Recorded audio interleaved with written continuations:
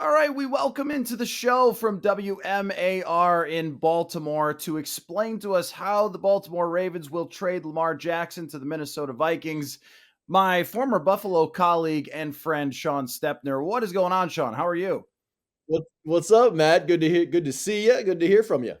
Well, go ahead. Tell us. Tell us how. No, okay. All right. So we have been discussing the universe where the Vikings land Lamar Jackson.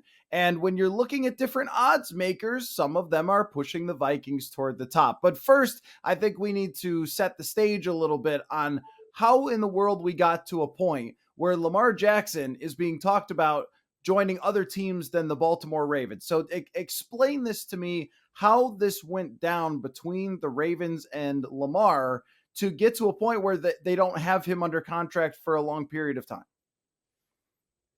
So, in my opinion, it all factors into the Deshaun Watson bombshell contract, right? I mean, that I think that's where the roads split.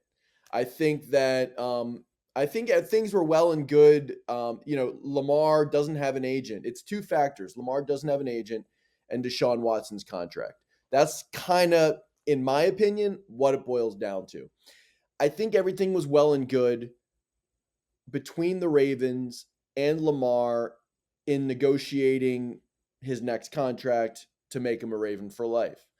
I think when the Browns went out and gave Deshaun that contract fully guaranteed, it not only raised the eyebrows of every single other franchise and owner who has to open up his or her checkbook in the future, but it also raised the eyebrows of quarterbacks that were going to have their contracts come up, and Lamar Jackson was front and center. And for the longest time, I mean, and still now, I think I can see both sides of this situation. On the Ravens side, they believe, and a lot of other teams believe, and we've seen this play out with how things have been going these last few weeks. The owners think that Deshaun Watson's contract is the outlier, right? Do you want to call it collusion? Hard to prove. Do you want to call it good business practice and not being like the Browns? I think that's more likely, but the owners are super reluctant to give that kind of deal fully guaranteed to anyone really, but specifically a quarterback like Lamar. And from Lamar's side, I mean, precedent has been set. If you're looking at a guy like Deshaun Watson, who had all of his legal troubles off the field, um, ha- frankly is not as good as Lamar Jackson, and sat out a year and still got that money. I mean, if I was in Lamar's shoes, I think maybe that's what I'd be asking for too initially. From that point, it's been breakdown after breakdown. I think Lamar is dug in to his side, what he wants, the term and the value that he wants, and he's not backing down. He doesn't have an agent to guide him to say, maybe you should go this route. This is the way that it could go where you could eventually make the money that you want. Maybe it's not guaranteed. Maybe you don't have the prestige, but maybe this is the way you should go. He doesn't have that guidance. We come to find out last week he has a guy named Ken Francis, right? Not Steve Francis, not Francis Ford Coppola, Ken Francis, calling teams, which is just so bizarre. It's been a bizarre turn after bizarre turn in this. And, on Monday, the calculated move of Lamar revealing publicly that he did ask for a trade out of Baltimore at the precise moment John Harbaugh sits down to talk to reporters at the NFL owners meetings. That's not coincidence. That's taking this broken down relationship another level to another level. Catches John Harbaugh completely off guard. So the Ravens can't be happy with that. And that's not the first time Lamar's done this to the organization. I mean, before the wild card game toward the end of the season last year, he revealed his injury in a tweet. I know for a fact that the organization did not know that he was going to put that out there. Okay. So it's not the first time. This relationship is broken down. And there's several other instances you can go into, but at the end of the day, he says he wants out of Baltimore. If you believe him, um, he said he requested it March 2nd, and that coincidentally was when Eric DeCosta was talking at the combine, but it didn't come out. Eric DeCosta did not leak that out. But, you know, he wants out of Baltimore. The Ravens non-exclusive franchise tag. They're saying, hey, find a dance partner. He hasn't been able to. I mean, it's just it is, in my opinion, I think the relationship is broken down beyond repair. But if it comes down to no takers and Lamar can make $32 million next season, you know, I think he has to come back. But with Lamar, I mean, he moves to the beat of his own drum. I mean, I could totally see him holding out as well. So look, it's unprecedented. Never seen anything like it. I want to say I'm a little disappointed that you didn't go with Ron Francis. That's where I thought you were gonna go with that as a huge I hockey did guy. tweet that Oh, you did. as a Okay. big hockey fan, like you said, Matt. I did tweet something out when the news broke with the hashtag like Lamar hockey liaison or something like that. You know, Ron Francis, like classic Whaler. But yeah, it's been bizarre. Yeah, and what's odd to me is the breakdown of the relationship, because money, okay, a lot of teams and players will just figure it out, right? Where it's like, okay, they've got this guy wants this guy wants this. We all meet in the middle. He goes forward. He's the franchise quarterback. Normally, if you have a quarterback who wins 45 games and loses 16 and wins the MVP, you do not let this person walk out of your building. In fact, it's really hard to find any other examples where someone in their prime like this, as somebody brought up, Carson Palmer, you have to go back quite a ways for anybody to just be like, no, I don't want to play here anymore after that amount of time. But even with Carson Palmer, it was because the organization was a total disaster in Cincinnati at that time.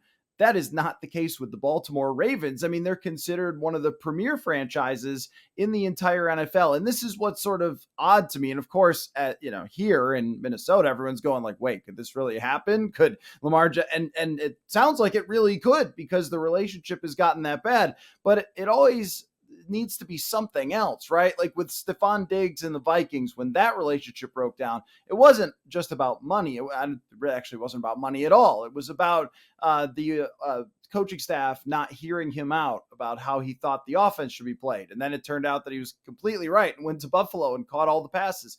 But I wonder, is it more with Lamar than just, hey, I want these dollars, you won't give it to me? And of course, if you're a Gen Z, then everything is disrespect. You got to remember that. If everything is disrespect if you're a youth.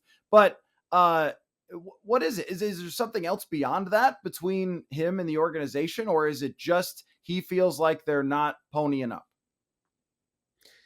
It's an interesting question. I think at the end of the day, it is all about, when you speak about Gen Z, the bag. I think it's all about the money. And I think that he feels disrespected in the fact that, like I mentioned, he's representing himself. And the conversations are between Eric DeCosta and Lamar Jackson. And I think that, you know, look, I mean, I don't know this for a fact, but I'm going to go out on a limb and say he somewhere along the line, maybe multiple times, he has felt disrespected in this negotiation. And I'll go back to it. That's why you have an agent in any industry, in the radio industry, in the television industry, in the professional sports industry. You have an agent as a go-between. So you're not in the room when they say, Lamar, when we need you, you're not there at the end of the season. Lamar, look at your passing stats comparatively to yada, yada, yada. Lamar, the playoff games, and then he returns back with the stats that you mentioned and how, his win-loss record and the unanimous MVP, and what when he's out there, he is the best athlete on the field in any game when he's on the field. You can't convince me otherwise. He can single-handedly change the flow of a game in one snap uh, with his improvisational skills. Okay, so yeah, I think it's about the money. I think that he is fixated on getting that guarantee, and I think until he gets that or somewhere near that, I don't think he budges. And I think requesting the trade, that could be disrespect. That could be maybe he's playing chess at this point. It's been his move. Maybe he's playing chess when other people are thinking he's playing checkers. Maybe he does want to stay here, and here being Baltimore. Maybe he does want to stay in Baltimore, and he's just putting that out there. Who knows? But I think he's felt disrespected, and when you look at the football side, the Greg Roman offense, we were both in Baltimore during the Greg Roman experiment with the Bills, were we not? I mean, I was there. You were there during Buffalo, that yeah, time, yeah, correct? yeah. You said Baltimore, but Yeah. Buffalo, So I yeah. mean, yeah, yeah. I'm sorry. Yeah, I mean, he's with Baltimore now, or he was, and the last couple of years with Roman's offense, it's been very frustrating. Receivers have asked out. Marquise Brown requested a trade. He was not happy with his role, and Marquise Brown's best friend on the team traveled with him to and from games, Lamar Jackson. I don't think Lamar Jackson and Greg Roman saw it eye to eye a lot of the times.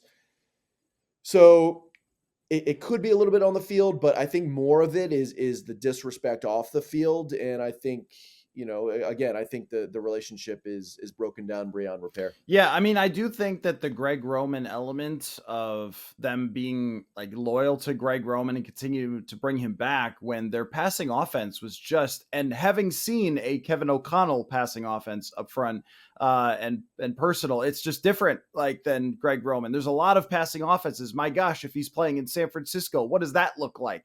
With and not only that, but the weapons, and they did draft Rashad Bateman, they did draft Marquise Brown is a high pick. So it's not like they did nothing, but at the same time, they were never able to put together this group around him to really maximize his passing ability. And that's one of the things that we've talked about quite a bit is the difference between having Greg Roman and I don't even know who the top receiver is versus Justin Jefferson and Kevin O'Connell is so different. And we've seen what the peak of his passing can look like, but also he's not Mahomes where you could just say like, hey, I saw some kids playing down the street. You guys want to play in the Super Bowl with Mahomes? Sure, we'll win.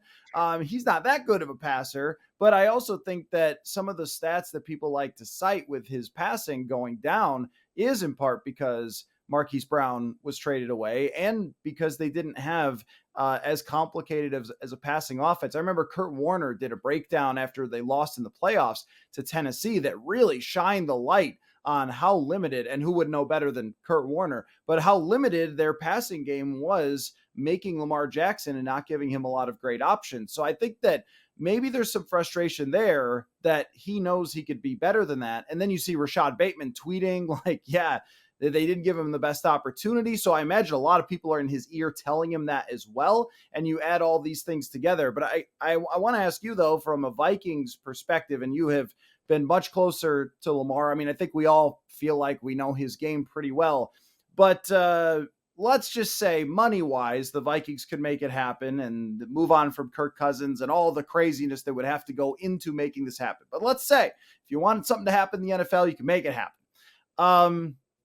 Is that a good idea? Is that a good idea for the Vikings to get Lamar Jackson? Yeah, I think it's a good idea for any team to get Lamar Jackson. I mean, is he an upgrade over Kirk Cousins? Yes. I mean, I assume that's your belief as Yes. well. Yes, it is. And when you have a threat like Lamar on the field, yeah. I mean, if I was the Jets, I don't know why they're going after Aaron Rodgers. I mean, what are you going to get? I mean, you're going to get maybe a year or two. Who knows how it's going to work. I don't know why the Jets aren't going after Lamar. I don't know why the Falcons aren't going after Lamar. I don't know why the Commanders aren't going after Lamar. The Commanders are different because they have an owner on the way out, and the cash situation. But so I can kind of see that. But you know what I'm saying? Like I don't know when it's that's another thing that is just a monkey wrench in this whole thing. It's like it is free to the last I checked, when your phone, I don't think it's like the early 90s, or the early 90s, I'm sorry, the late 90s, when you had to pay for minutes on your cellular car phone. I mean, I'm pretty sure you pick this up, you get in touch with somebody, and it's free. Mhm. And with the way that the non-exclusive franchise tag works, you don't have to pay anything either to talk to somebody. I don't know why, the Titans aren't calling. I don't know why, name your team. The Dolphins. I mean, I know they gave Tua the money, or the 5th-year option, and they have said that he's the franchise quarterback, but this is the NFL, this is the business, right? I mean, and the Vikings, sure. I mean, why not? I mean, are you some teams are afraid it's going to get leaked out there, and then that's a whole atomic bomb into your locker room and organization. So would it fit with the Vikings? I mean, you know, I'm around Lamar, and I more than you're around the Vikings more than me. I mean, with that dynamic, and that offense, and how they were clicking last year, and that head coach. I mean, sure. I think Lamar might have another level to his passing game to go. Who can bring that out of him? That would be interesting. And yeah, I mean, sure. I think that they could fit him. They could fit him in that lineup. I think a lot of teams could.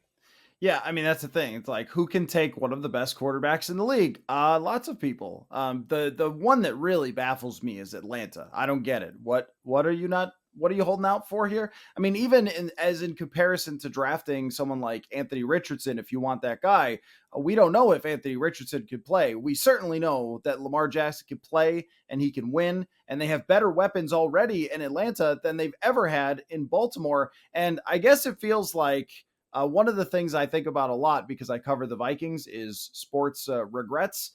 There aren't Super Bowls like there are in Baltimore, or a Stanley Cup championship. We don't have that either. In Minnesota, we don't really have anything outside of the Lynx as far as championships. Though Diamond Miller, she's going to take them back to the top, I think, if they draft her.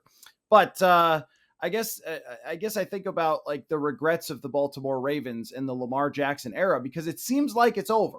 That's how it feels now. After the trade request, it feels like it's over. So will fans there look back and say, we kind of blew it with Lamar? Like we just let him go and we didn't take advantage and didn't win when there were chances there, get back to a Super Bowl. Or, I mean, I don't know. Is it like happy it happened or something? Or is it going to be one of those things that fans look at and just go like, how did we do this? This answer, it kind of ties into your last question, why more teams, and like maybe why the Falcons aren't calling Lamar. And I think the regret, if he leaves, I don't think the regret would be so much that they didn't get it done at all. And I guess, this would, if he did leave, and he wasn't part of the Ravens after this season, this would, I mean, there's no other option. The regret is that they couldn't get it done under his initial rookie contract, right? And that if he stays for a year or two, if he plays under the franchise tag, like who knows what happens. But I think there would be a regret from this organization, from this fan base, that they couldn't do more than get to the divisional round with one of the most talented quarterbacks running, and certainly a capable passer. I mean, I think we can all agree that he's capable, at least. Um, that they couldn't get farther than the divisional round of the postseason. And it kind of ties into maybe another reason why GMs are hesitant to give that amount of money to a quarterback, is that when you do, where's the other money coming from to get under the salary cap and build a team around said quarterback? So, I mean, the way to really build an organization, I think, is get that quarterback, you know, uh, I guess franchise changing quarterback under a rookie deal and get some great pieces around him and see what happens. That's ideally what you would like to happen. But I don't know how many quarterback or how many GMs now are willing to shell out all the money for Lamar and then kind of piecemeal the rest of the weapons around him, right? Right. And that's the thing with the Vikings, where you kind of have a ready made superstar wide receiver and left tackle, but then you'll have to pay them all. And even that's tricky for the Vikings if they're going to do it and then making it happen. It feels like this thing is nowhere near from over. We're going to just keep talking about it all throughout the summer. But there is a middle of July date where something kind of needs to happen, is my understanding. So we've only got several more months of talking about this. So prepare yourself for more angles. You can follow him on Twitter at Stepner, WMAR. And you're a good friend, Shawn. I miss you. I miss us hanging out, going to hockey practices or whatever and things like that around the local media. But I'm glad that you are thriving in Baltimore. And I'm glad we could find a reason to get together and talk, man. Absolutely. You too. And you're a great follow on Twitter, and keep killing it in Mini. Great hockey state. And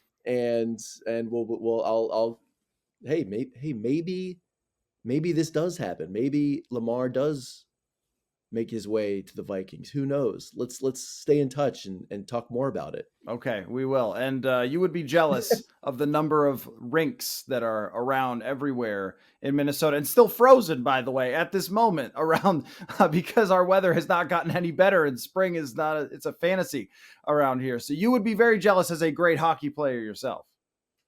No real measurable snow in the Washington, D.C. metropolitan, Washington, D.C., Baltimore metropolitan area this winter. It was unbelievable. Couldn't even take the kids sledding. Oh, but no real measurable snow. So, you know what? is there any place I'd that's love to be in Mini in on those between? frozen ponds. Yeah, is there any place Yeah, that's in yeah. between? It's got like we came from Buffalo, where it's like the worst storms ever, and then I went to the coldest place. You went to a warm place, just in between, where you get winter frozen pond skating, but not like in April. It's still 15 degrees. So anyway, Absolutely.